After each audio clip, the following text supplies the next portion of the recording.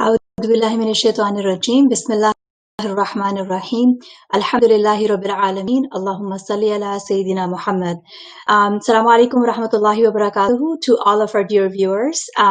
Welcome to the Sanad Prep Virtual Open House. This is your first open house and I will be your host this afternoon. My name is Atika Sayyeda and I am the Financial and Development Director for Sanad Trust Foundation.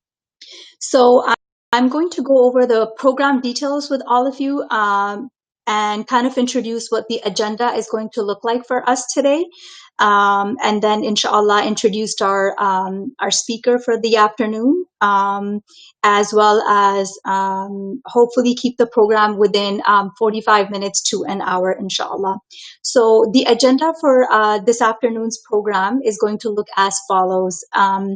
We will have, I obviously am doing the introduction, but then I will bring in Rehan Mirza, who is the founding executive director of Sanad Trust Foundation, to come up and speak about the Sanad Prep model. He will be going over the outward and the inward forms of the Sanad Prep model, talking about the ecosystem of Sanad Prep and the work we have been doing for the past decade with Sanad Trust Foundation.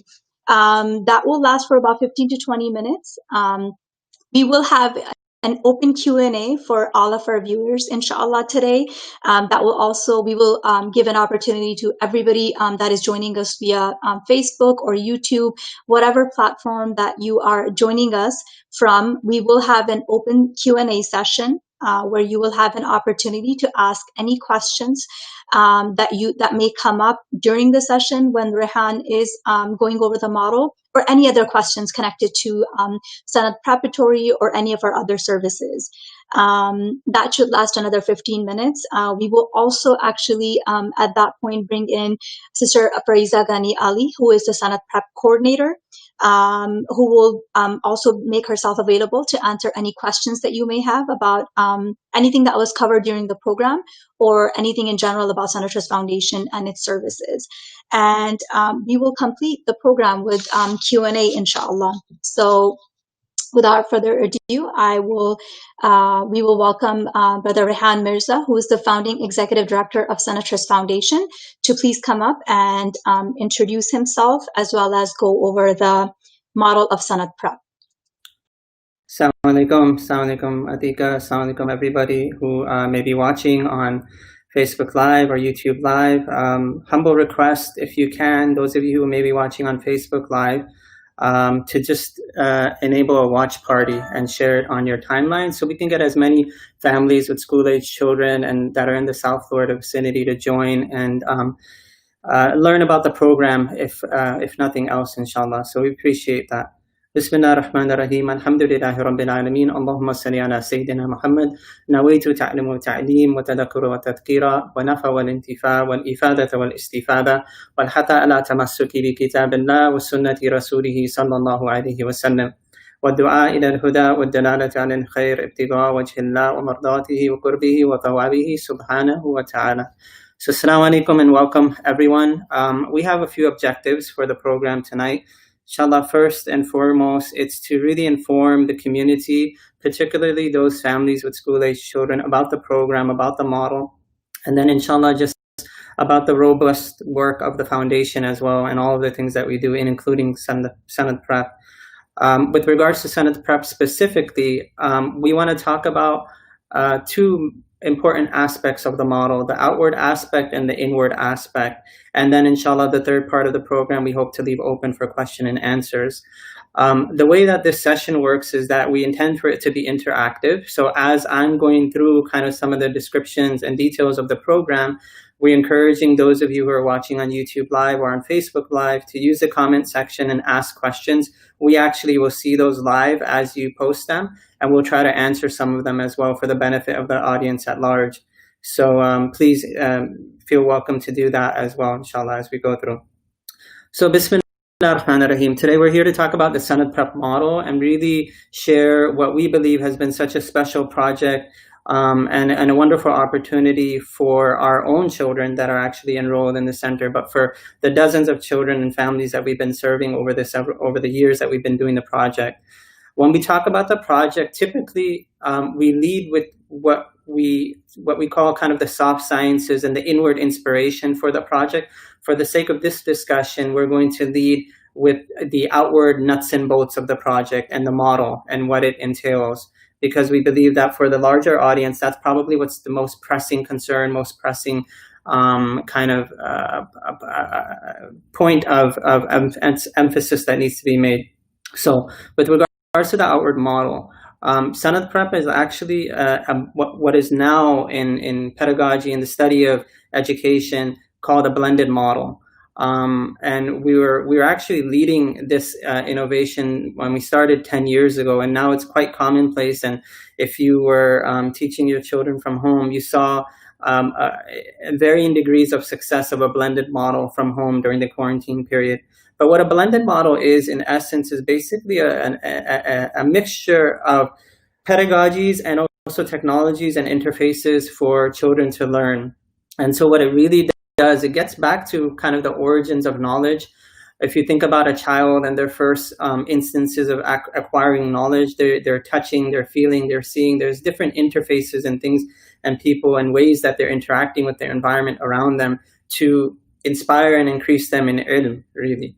And so what our model does, it also has what we believe is kind of the best parts of different pedagogies, looking at public school, private school, Montessori, homeschooling, and taking kind of the best parts of those and putting those together. But then within and on top of that, we also use different interfaces. So just like a child needs different things to inspire them, whether it's touch or smell or sight or hearing, different ways to interact with knowledge, our curriculum and our model has that as well. So we have this kind of mixture of the best of all of these pedagogies within a multidisciplinary interface. What I mean by that is that we use an online curriculum that's delivered to us from the county, and we'll talk a little bit more about that in detail. And then we have on-the-ground instruction as well, with books and novels and workbooks and science experiments and microscopes and kind of the three-dimensional aspect of learning as well.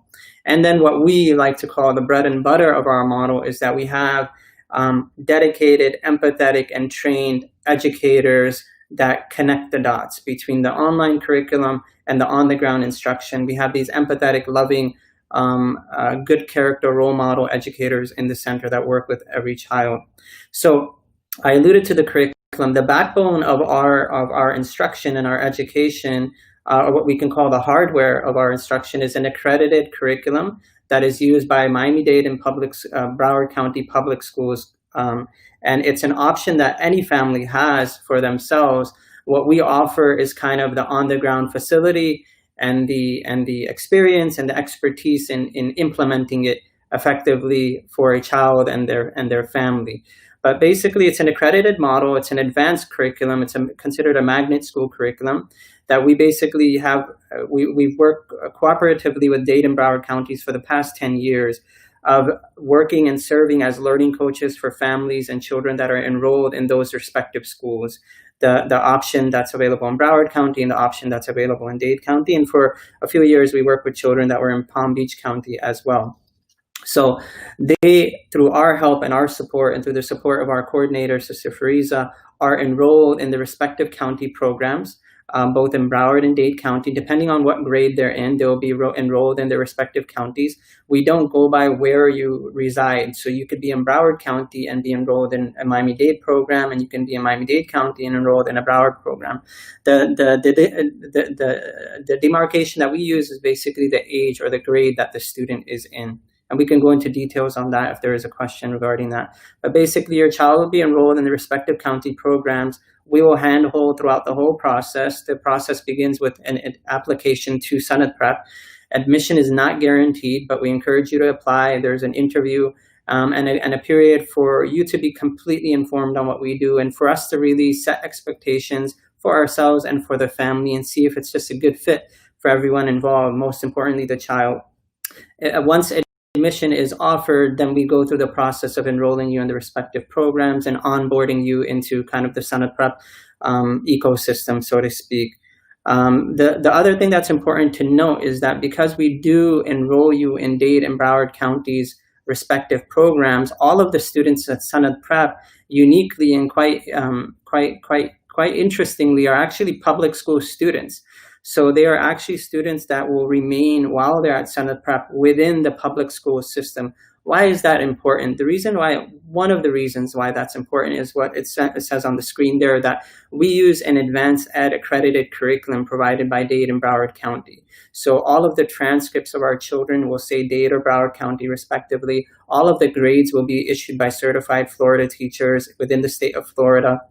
And if we're honored to have them stay with us through graduation, then their diploma will be a fully accredited diploma from Dade or Broward County, respectively, that they can go to any university without any shock or any doubt on the strength of their curriculum, on their accreditation, on the merits of their academic achievement. And they have the option of also, because we are enrolled, have our children enrolled in the counties, respectively, have the opportunity to graduate with distinction, with honors, with superintendent designations, and things that are connected to superlatives to their respective counties. And I'll talk a little bit more about that, but we had our first graduating class last year, and we had several of those students achieve those hallmark achievements as well.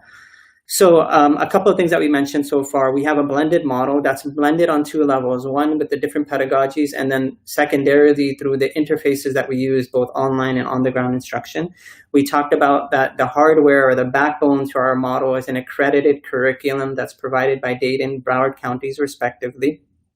And then the third thing that we've mentioned so far is that all of the students that are within Sanad Prep are enrolled as public school students. And what they're getting from our center is the learning coach service, which is what we're offering to each student. And so with that, also, you should know that not only are the grades and the report cards accredited and official, but the standardized tests that the counties expect of their students are also expected of our students. They will do them depending on what county they're enrolled in, they'll either do them at a designated testing location in Broward County, or their respective designated home public school if they're enrolled in the Miami-Dade program. So and the reason why we are not adverse to that is that one thing is that our model is not like prepare a child to be tested model. Our child is actually, when we come to talk about the inward aspects of our model, really develops the strengths and the merits and the mettle of the child from the inside out. So we don't start from day one test prepping through FSA testing. If we do our job right, our students are well prepared. And alhamdulillah, for the past 10 years, we've seen that's the result. But nonetheless, they do participate in the FSA, which is good. It lets us know that we're doing our job. It lets universities and colleges that are inshallah accepting our students know that they've gone through kind of the requisite testing and assessment to ensure that they're learning grade per grade, year after year. And so those things are also done. And like I said, the reason why that should carry a lot of weight with all of you who are listening that are not enrolled in Sanad Prep is, one, first of all, the grades are official. We don't issue the grades, and none of our learning coaches issue grades. So nothing is done in-house. All of the testing and the grading designation and assessing is done by the certified Florida teachers that we work with online and on the ground via our county district programs. So it just speaks to the merits of the grades that your child is achieving. Nothing is erased, nothing is changed. We have no authority to do that. So the grades that the child receives are reflective of their achievement. And alhamdulillah, we have a very high grade point average for the past 10 years that we've been doing it. I don't want to misspeak, but I'm pretty sure that we have an AB grade point average for all of our center as a whole since inception, mashallah. And again, those are grades that are official from the county. We don't make up those grades. We don't invent them. We just worry about education. We don't have to worry about the business of schooling and test prep and all of those things. We rely on the county and the curriculum to do that. So that bodes well. You know, if you've been in the community long enough or in other communities, you know, sometimes there's nefarious stories about how private schools may alter or may not have a proper reflection of academic achievement. This is not in any way reflective of our community specifically, but this is a general assessment of private schools in general, because they are private, and even in some charter schools this happens because they're privately owned and operated. So alhamdulillah, in our center the grades are all issued, and testing is all conducted and overseen by the county, and their requisite standards as mentioned. All of the learning, the fourth point that I want to make here, all of the learning, as should be understood by now, takes place on the ground with the guidance of Sanad Prep qualified and trained learning coaches and their personal interactions and engagement. And we'll talk more a bit about that in the inward part of the discussion.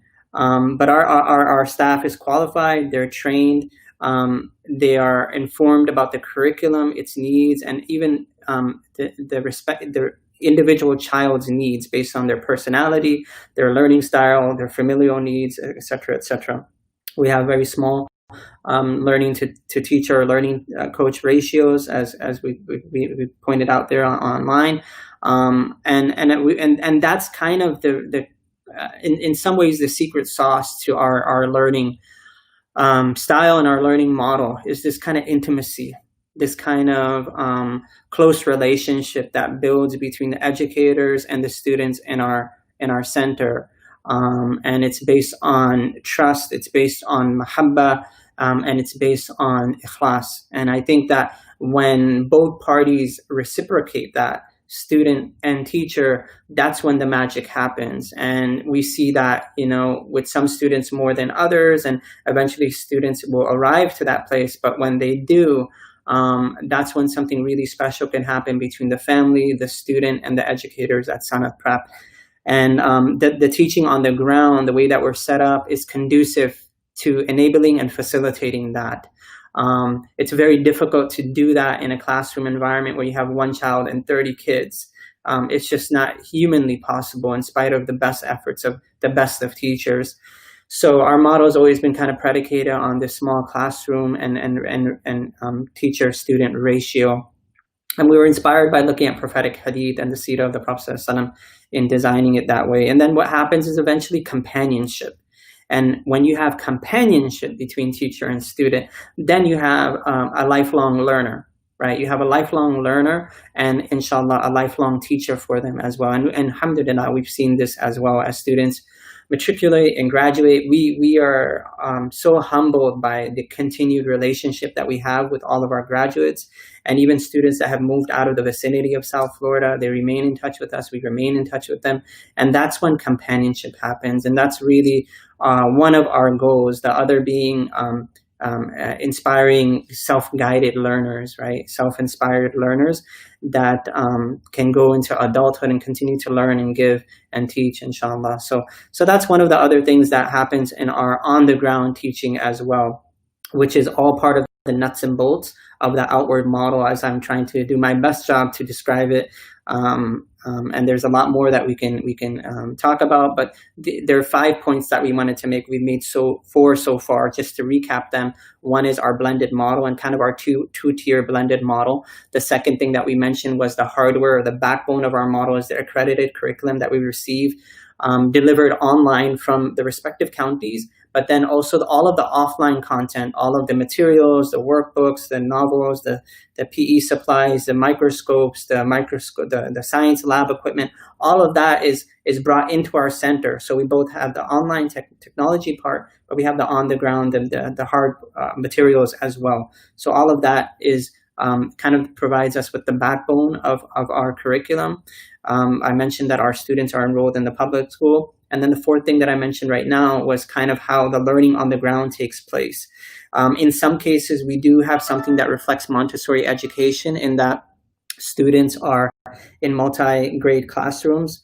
We have staff that are trained to manage that and handle that. And in some cases in our high school, for example, we have a high school classroom with students from grade 9 to 12. And I'll talk about kind of why we do that in a second. Let me just get to my fifth point. And I believe we have a question also from the audience that we'll get to right after my fifth point, inshallah. It takes place during, so our learning, right? Our learning, the backbone of our model and the kind of the outward, one of the important aspects of the outward aspect of our education model is that we do not miss any opportunities for teaching and learning to take place. So we do not believe that learning should only take place in a classroom. And if you ever visited our center, you see that we have kind of an open classroom, open concept blueprint to our model and our design. We do have classrooms that look and feel like classrooms, but we have a lot of open spaces, and we have a lot of multi-grade classrooms, and we also have multiple grades eating lunch together, praying together, and doing things together. So for us, the hallways are a classroom. For us, the lunch table is a classroom. For us, PE is a classroom. For us, the conversations that we're allowed to have, because there isn't the stress of time crunch and test prep and moving from class to class to class, we're able to have these really healthy conversations. So learning is not just done vis-a-vis the curriculum or just in the classroom environment, but it also takes place offline, so to speak, off curriculum and in the spaces in between. And this is the fifth point that we wanted to make, that it takes place during the sacred spaces in between. Because as we learned from our teachers, when you perform your prayer in Jamaat, when the mu'adhin makes the adhan, the time that you hear the adhan and sit and wait until prayer is also considered ibadah. And so for us, knowledge doesn't just take place in the classroom during the quote-unquote classroom time, but every moment is an opportunity for a child to learn. Every space in between is an opportunity for a teacher to listen and to share. And so that's one of the things that also the outward aspect of our model is built upon, those sacred spaces in between, whether it be the morning assembly that we do, whether it be the Salat al-Duha that we pray every day, or the afternoon prayers, or the discussion during classes, or like I mentioned, even during play as well. So these are 5 points that we wanted to just quickly make with regards to the outward aspect of our model. I do want to move on to kind of the inward aspects of our model and kind of the spiritual ecosystem in which we teach. But I believe there was a question from the audience. I'm not sure if that was able to be. So here's a question: how do the learning coaches teach students? So Rehan, is completely up to you. Would you like to come back to that question? You can speak about the inward aspects and we can come back to it, or if you prefer answering it now. I'll think about it briefly right now, and then I think some of it may have been answered right now, and then some more of it will be answered as we talk about the inward aspects. So as you speak about it, I would just like to request that you mention specifically exactly how does the learning happen, meaning how much time is spent on the computer and whatnot. Yes. So I'll talk about that now, kind of the didactic aspects of teaching and in our learning center. So the way that the teaching happens is slightly different as we matriculate from lower elementary to middle school to to high school. And what I mean by that is that our objective, once the student in our model gets to the high school level, certainly, is that they be self-guided learners, self-directed learners. And so for that to take place, a lot of work has to take place in the formative years of learning how to learn. And the way that we do that is, like, you can almost imagine if someone is building something, and the teacher is behind the young child and just basically moving their hands and instructing them on how to build. In the early years of our teaching experience or our teaching style at Sanat Prep, the learning coaches are really hands-on. They're really involved with the child. There's a lot of conversation that happens. There's a lot of quote-unquote hand-holding and double hand-holding, right? We'll hold both hands. The teaching for the youngest students is heavily reliant upon the learning coach. And as the years go on, you will find that our high school students are more of self-guided learners, and the learning coach is almost in the rear of the student, guiding them and nudging them and keeping them in the lanes and available to answer questions, inspire them, coach them, tutor them, etc. In the younger years, you can imagine the learning coach in front of the student, kind of pulling or guiding the student forward. And really in the middle school years, they're kind of side by side. And so if it depends on what age your child is, I believe I know this family, so their children are a bit younger. So in the younger years, the learning coach is in front guiding, teaching, inspiring, disciplining, supporting, and informing the child on the best ways to learn. And then as they grow, and then once you're able to see the child through our model, you kind of see that evolution happening slowly. And it's a really beautiful thing to see. So I don't know if that completely answered your question, but I'll give you also a little glimpse or a picture or a snapshot into what a classroom situation might look like. So if they're in lower elementary, we'll have a learning coach seated towards the front of the room, but our seating style typically is kind of like a round table. So every child has a large desk, their own table, their own chair, their own computer, their own bookshelf, their own supplies that are labeled, et cetera, and we kind of look like a tutoring center. So there's kind of like a round table, each student respectively at their table and chairs, and then the learning coach at the front. And with the younger students in elementary, typically they'll go through their day together. So they'll start with, depending on what, some cases we allow the students to dictate what they want to start with. In many cases, the learning coach will plan their day for them. So they'll start with English, or they could start with math or science. The learning coach really has the prerogative there to design the day as he or she seems fit. But they'll do a class together. The learning coach will introduce a concept, introduce the subject, and introduce the concept. There will typically be an online motif or teaching part of the lesson plan. There will be an offline part of the lesson plan where they will do something in their workbook, or they will have a moment with their learning coach to do some work offline, and then there will be an assessment, and the assessment will either be online or offline, depending on the lesson or the subject at hand. When you get into middle school, like I said, more and more the learning coach is side by side, and so what I mean by that is there might be some guidance on what subject to start with, explanation of the concept, and then the child will kind of enter the lesson plan on their own and begin the online lesson plan, do whatever videos or whatever lesson plans are online, and then they'll move offline, and then there will be it'll be less engaging with the learning coach until they have a question. And so it's kind of that Aristotle type of model, Socratic model, actually, where we hope that children begin in the middle school ages to begin to know what they don't know and ask questions. And then oftentimes our learning coaches are also trained to know when there is a question that's not being asked as well. So you see a little bit of a difference in the middle school students where they're kind of prompted and then they're let go to go on to the lesson. And then more so in high school, you'll see that students really have a lot of control over how they learn. They can decide in most cases what lesson to start with. Sometimes they decide to double up on lessons and do 2 English lessons on one day and not an English lesson on a second day. So there's a lot more flexibility. It almost begins to feel like college a little bit in the high school level. And learning coaches are available there as tutors and as support in solving problems, on helping how to find answers, and doing all of the stuff that a learning coach would do at the high school level. So I hope that helps a little bit. The best thing is also to come in during the school day and see some of that. We have some videos that show a little bit of the school day as well, but I hope that helps a little bit. Let me go on to talk about the inward aspects of the model so that I can ensure the moderator keeps us on time. So what I believe, in my humble opinion, as both an educator and a professional, and as a father, and as a very a beginning student of knowledge, one of the things that I'm most proud about, and what I hope that we will always cling to as long as the fakir is connected to the project, is that our teaching model will always be predicated on prioritizing adab. Adab. We say that at the beginning, we say that in the middle, we say that at the end.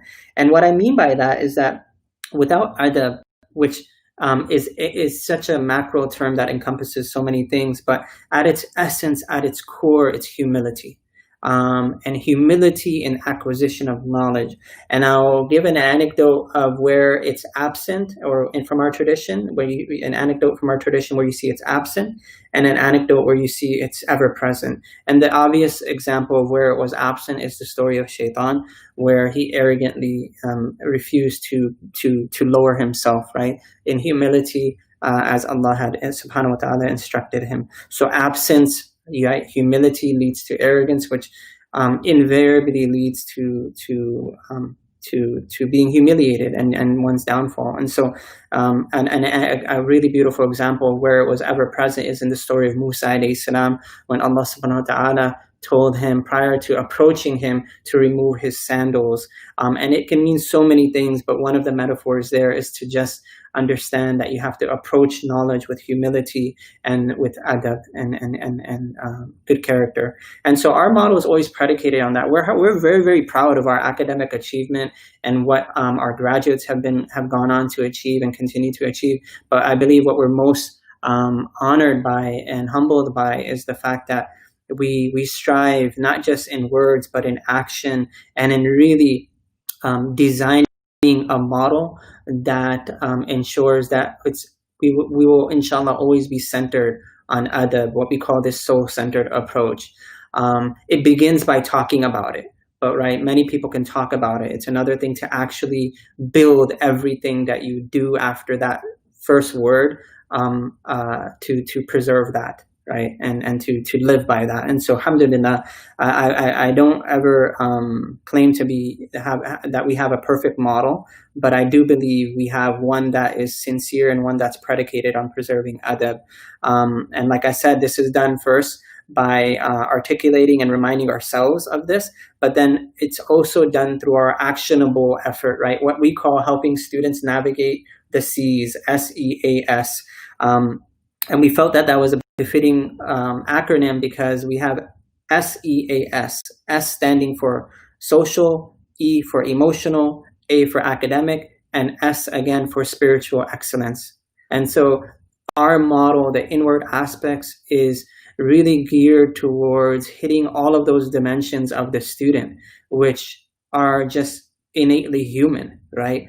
Any didactic institution or teaching model or pedagogy must have the entirety of the individual, in this case, school-age children, in mind, right?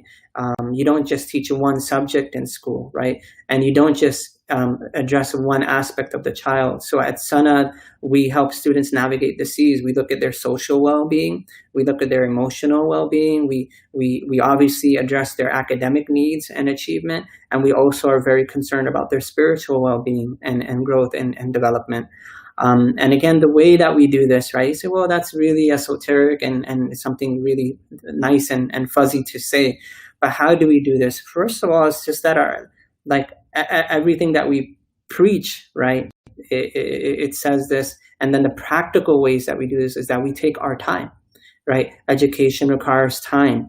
You never saw the Prophet rushing in teaching anything. And in particular to young children, he was always very paced. He was always very observant. He was also able to triage and prioritize what that respective child needed at that time.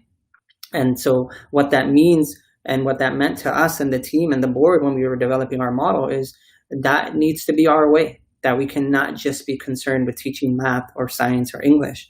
But before we do that, and first as a priority, we have to make sure we see all of the child. Maybe they're having a bad day that day, right? Maybe they're going through some issues at home. Maybe they're struggling with something that's more of a priority for them than learning about parabolas that day, right? So we really ensure that our learning coaches and our model doesn't lose sight of that. And what we kind of talk about in our literature and our online content is this kind of soul-centered way, right? And if you look at it, it's really should be very obvious to every education institute. The challenge with public schools and with many, non-faith-based private schools is that education is divorced from religion, right? And body or intellect is divorced from spirit. That's not the way in Islam. We're alhamdulillah, we can have our piece of the pie and eat it too, right? We can have both. We can not only focus on very high academic achievement, but also hand in hand, part and parcel. And if not, option 1A is for us to remain focused on spiritual excellence and development as well. And it just starts with an intention. It starts by just intending to do that. And then Allah, inshallah, give us tawfiq.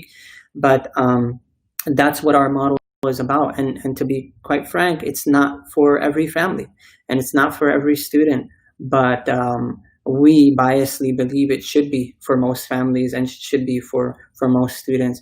Because if you look at the Prophet ﷺ and his intimacy with young Sahaba in his lifetime, you see a couple of really profound things. You see when he taught, for example, I'll just share two quick anecdotes. When he was teaching Anas's younger brother, radiallahu an, when he was walking for some business and saw a young Sahaba crying, right? And he walked over to him. He did a couple of things that our teachers have taught us, that one, he lowered himself physically to the child, right? He made contact with him, and then he genuinely inquired about his emotional state and what was troubling him. And then after he thoroughly kind of investigated and was informed about that, he didn't leave the situation. He certainly assuaged the situation and comforted the child, but then he taught him about Allah and Allah's creation and life and death, right? And the incident was that the child's pet bird had died, right? In another incident with the son of Umar radiallahu an, he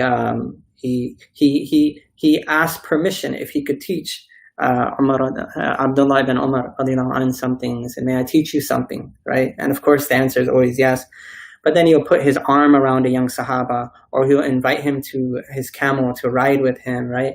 And this style, right, is something that we hope we strive to emulate in our center, because we want children to know that learning is not done just through the mode of having a teacher, a static teacher in front, and information being one directional, and you just have to catch as much of it as you can, right?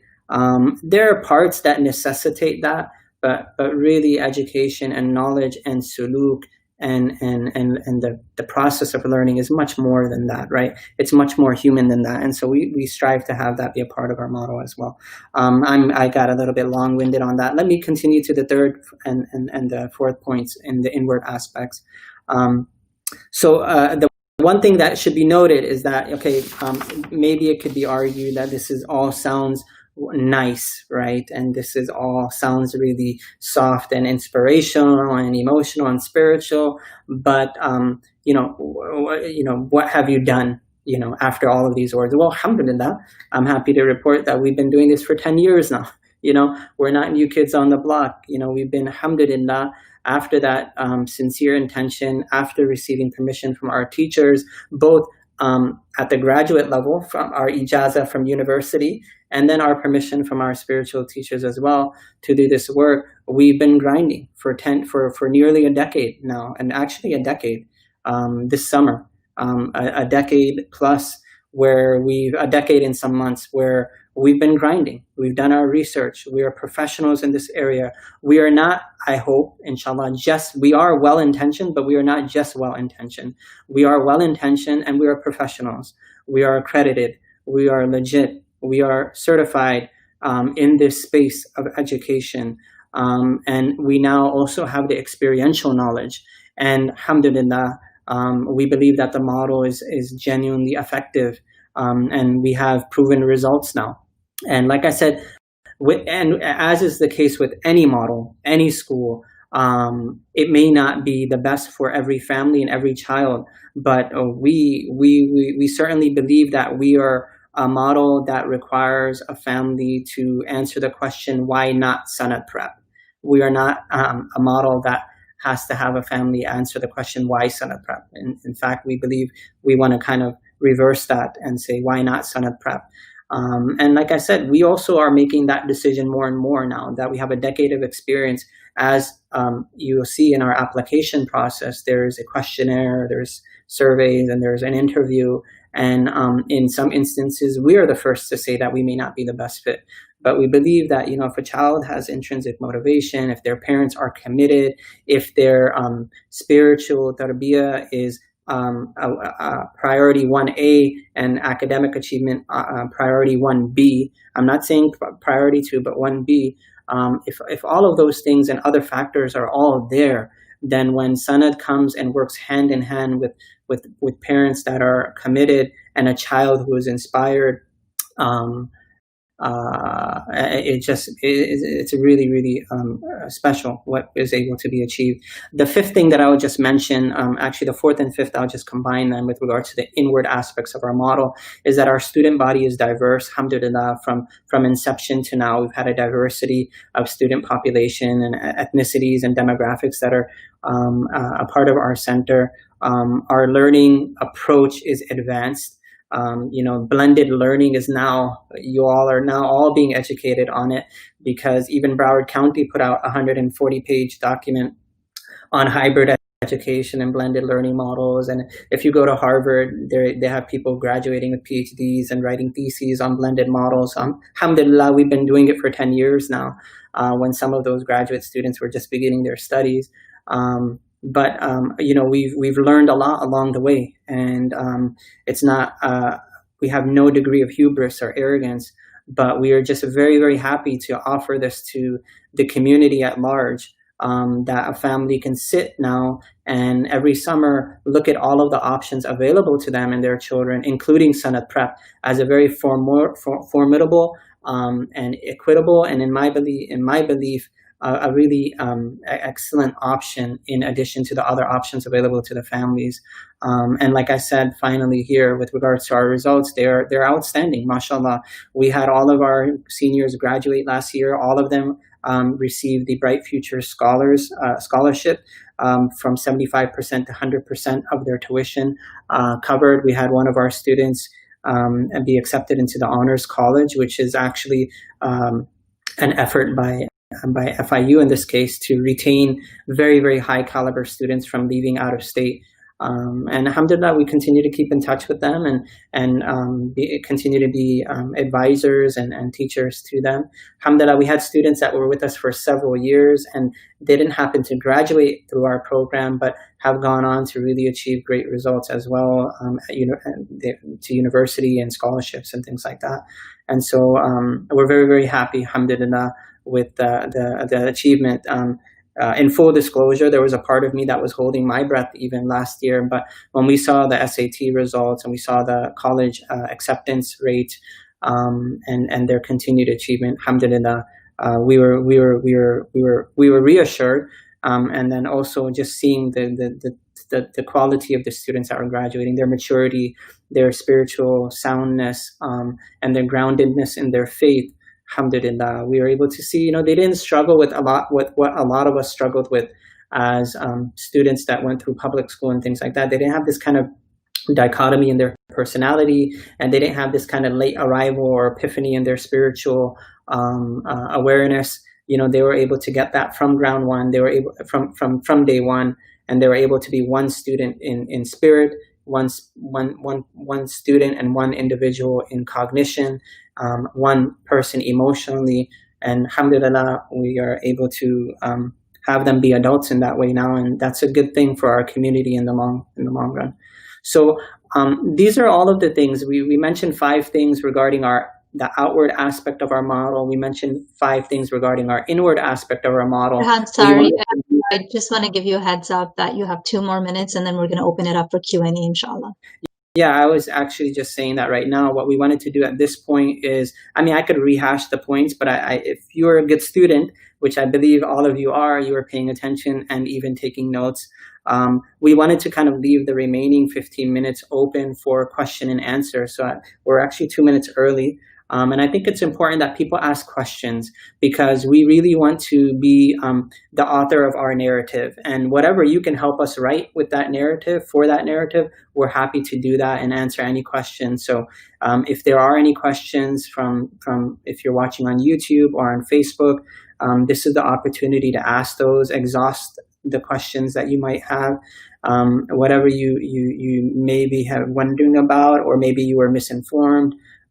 We're happy to answer and clarify anything at this point.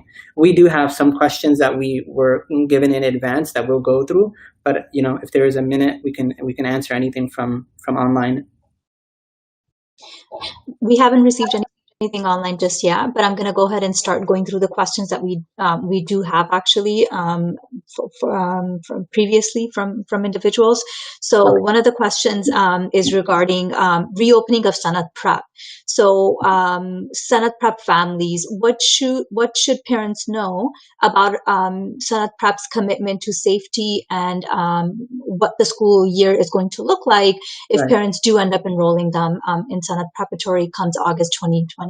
Yeah, I remember seeing that question, and we have our Sunnah Prep coordinator on standby as well. So if there's any question online, she'll be available to answer that. And even post program, if you have a question that comes up, Sister Fariza will be available to answer that as well. I can speak to this question.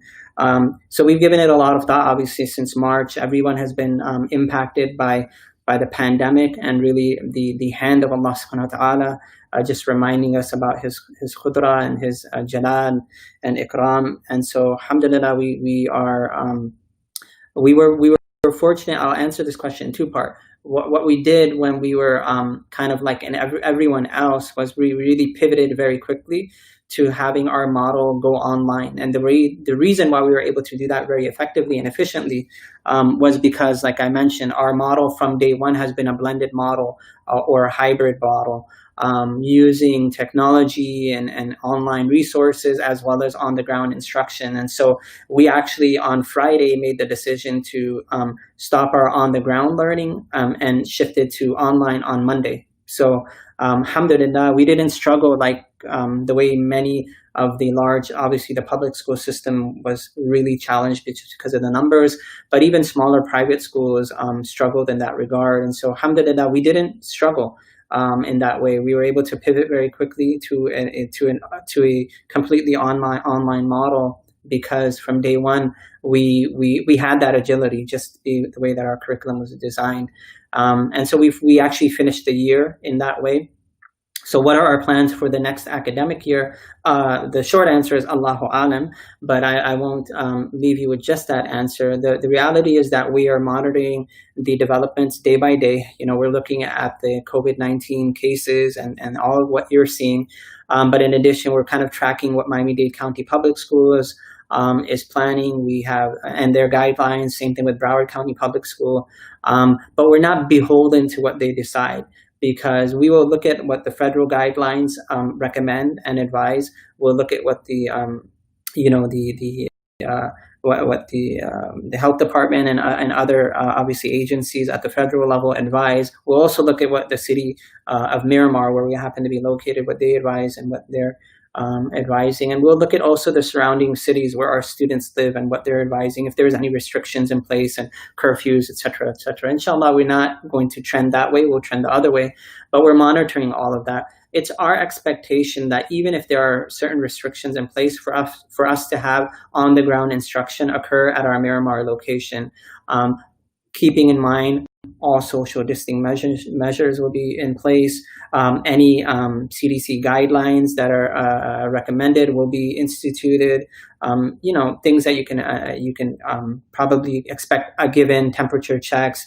Obviously, no handshaking, mask in the open spaces. We already are kind of set up to have social distancing in our classroom because we have such kind of small ratios, and our desks are about 4 feet themselves. So students are already by default kind of socially distancing in our model. And we'll take any other precautions necessary as well. That's kind of the baseline that we hope to do, is to have on the ground teaching with social distancing measures in place that abide by all of the federal guidelines. But we are like you in a little bit of an unknown situation. And that's where I come back to my first answer. Allah knows best. Now, in a scenario where we are prohibited for the reasons aforementioned from having on the ground instruction, then we will continue with the online model. It worked well.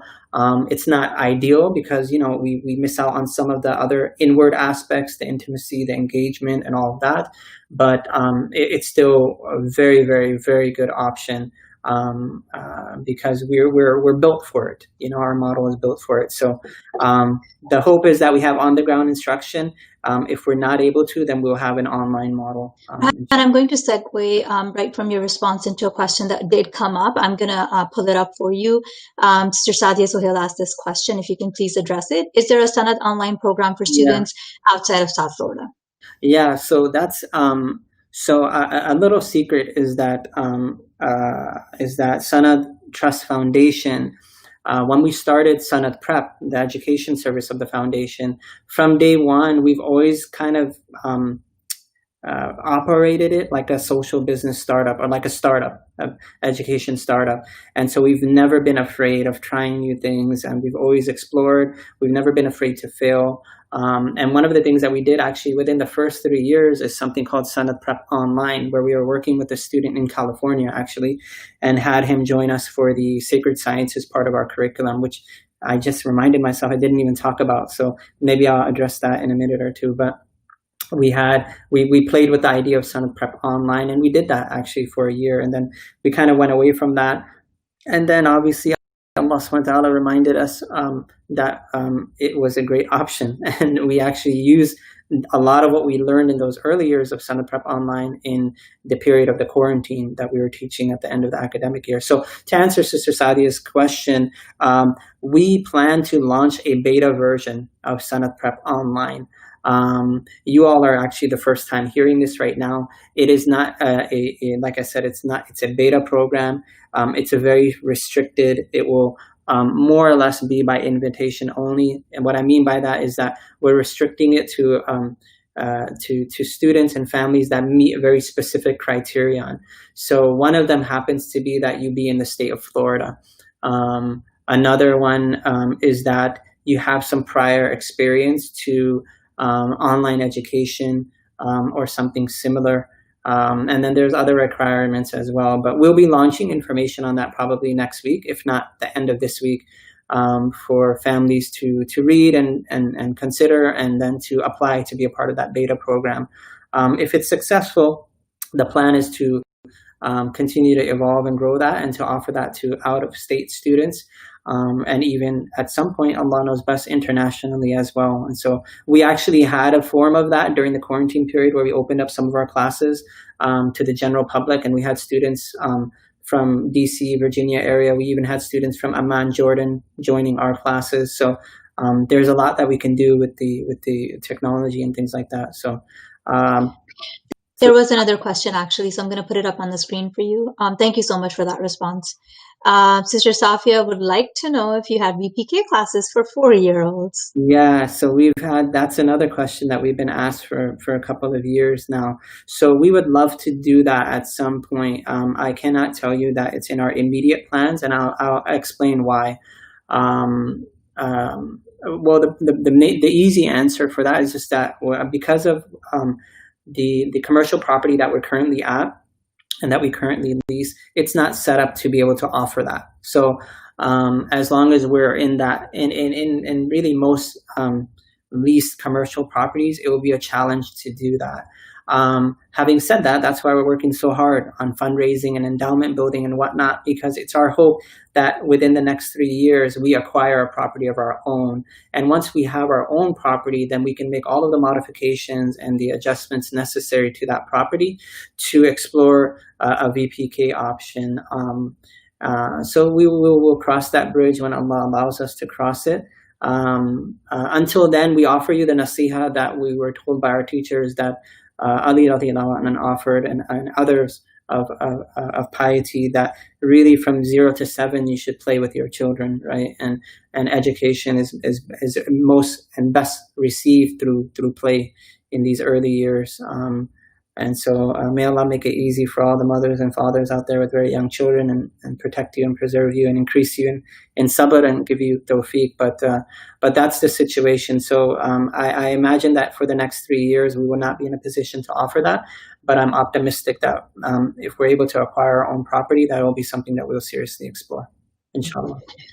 Thank you so much, Rehan. So we are pacing right right towards the end of our program. If you would like, I can pass on. If you would like to make the concluding remarks, or should I bring Sister Fariza in to talk maybe a little bit about the benefits of joining Sanat Prep? It's entirely up to you. We don't have currently any questions, so I'll leave it up to you. I can probably mention two things right now very quickly, and then we can have Sister Fariza join us to just let everybody know about the critical deadlines that are there, because our application period has a deadline. And I think that's important for her to articulate. I think, and maybe just share information on where people can find the application and the process for doing that. So, okay, sounds good. So let me just address the two things. One that I missed in terms of the sacred sciences. So we obviously have sacred sciences that are taught. This is versus the standard sciences that we call the math, science, English component. So the sacred sciences that we cover at our center include Quran. They include Islamic studies, which includes Sira, Aqidah, and Fiqh, and that's kind of what we cover. We would do Quran every day, Monday through Thursday, and then Islamic studies on alternate days, Monday and Wednesday, and then Tuesdays and Thursdays we typically have recess or a PE. That's what we've done for the past 9 years now. With COVID-19 and the dynamics for next academic year, there might be some shifts here and there to accommodate social distancing and all of those things, but we do offer the sacred sciences as well. And then I would just like to add that some of the other benefits, right, in addition to having a sacred space, right, not only will you have those subjects, but your child will be eating with students that are saying Bismillah, that are eating halal and tayyib food, that are praying together, that are praying Salat al-Duha, the morning prayer together, that are making a niyyah every day together, making dua together. So all of those things are part of the sacred sciences as well. But some of the other benefits of being a part of Sanat Prep is that you're part of the foundation's work. And Sanat Trust Foundation is larger than just Sanat Prep. We have extracurricular activities within Sanat Prep, like field trips and other things going on there. But outside of Sanat Prep, we have youth clubs that meet once a month on the weekends, on Saturdays, for children in elementary, middle, and high school, so your children can continue their learning on the weekends and develop social friendships and bonds. We've done something that we were really excited about last year called the Senior Sojourn. So our graduating seniors design and plan a trip. Last year we went to the Smoky Mountains and went whitewater rafting and hiking and horseback riding. So these are all opportunities that you can find being connected to Sanat Prep. We have an initiative called Body and Soul, Sanat Body and Soul, which is a health and fitness initiative for mothers and fathers and adults that are connected to our center. We have a seniors, elders initiative called The Guardians. So the grandparents of your children can be connected to the center. We have intergenerational programming where we have seniors in the community, retired folks come in and tutor our students.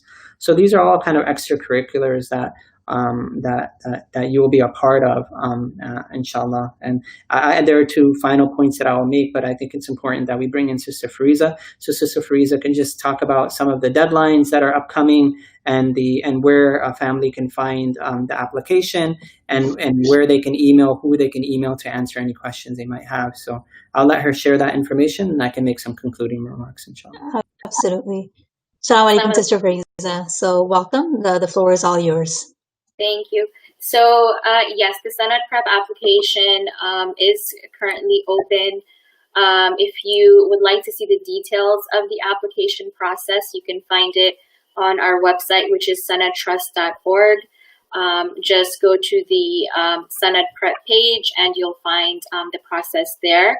But the first step in the admissions process is filling out the Sanat Prep application online.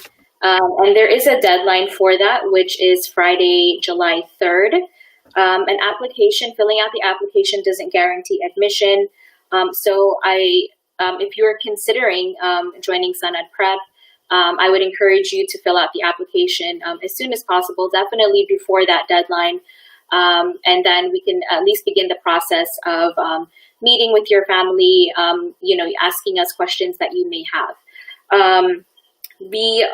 As Brother Rehan mentioned, all of our students are registered public school students. And so once accepted into the Sanat Prep Learning Center, your child will also be registered in their respective county or district program.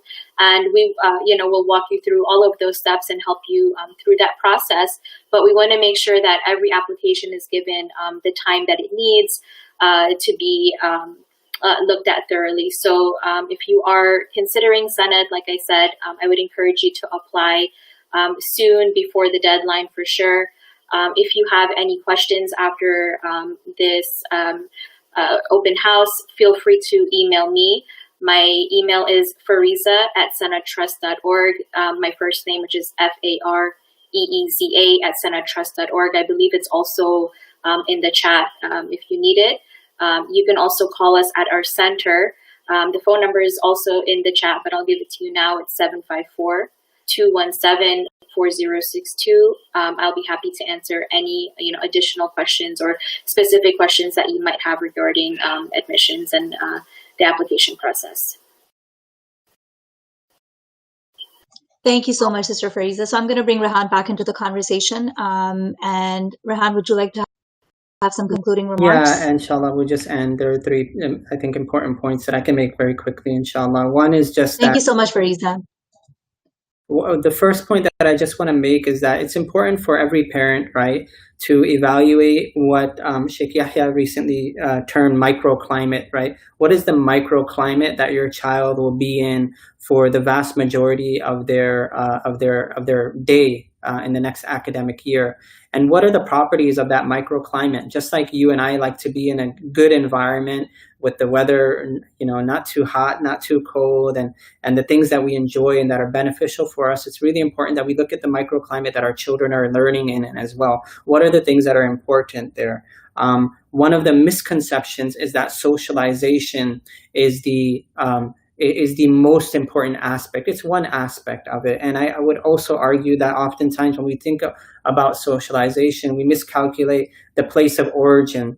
Actually, socialization begins with ideas, and it begins with the ideals that we kind of infuse in our children. And they're also their own intrinsic qualities as well, and their character and who they are and who they will become. And then it's also dependent on their speech and their communication and the speech and communication of the people around them. And now, obviously, it includes the impact and the influence of technology and entertainment as well. So if we place the place of origin of socialization and all of those external factors, then we really negate the place of origin actually exists. It exists in the hearts of children and who they are intrinsically, and we want to make sure that they're well grounded and steeped in good ideals and themes, and have the ability to be sound in terms of their principles and be able to articulate and communicate and invite people to that good as well. And then finally, I would just say that as we go through this deliberation process in deciding where our children will be for the next academic year, I think it's very important that we approach it with Furqan and Basira, the criterion of distinguishing between good and bad or right and wrong, and Basira, like with insight and introspection. And I think we should ask one question, what is beneficial knowledge? And if we've learned anything since the time of that pandemic to now, we should really evaluate what is beneficial knowledge. What were the things that were most important for my child to learn in this time? Yes, it was math, science, English, and all of that, but it should also have been who is Allah subhanahu wa ta'ala? What is his power? What is his ability? What do we learn from circumstances like the pandemic?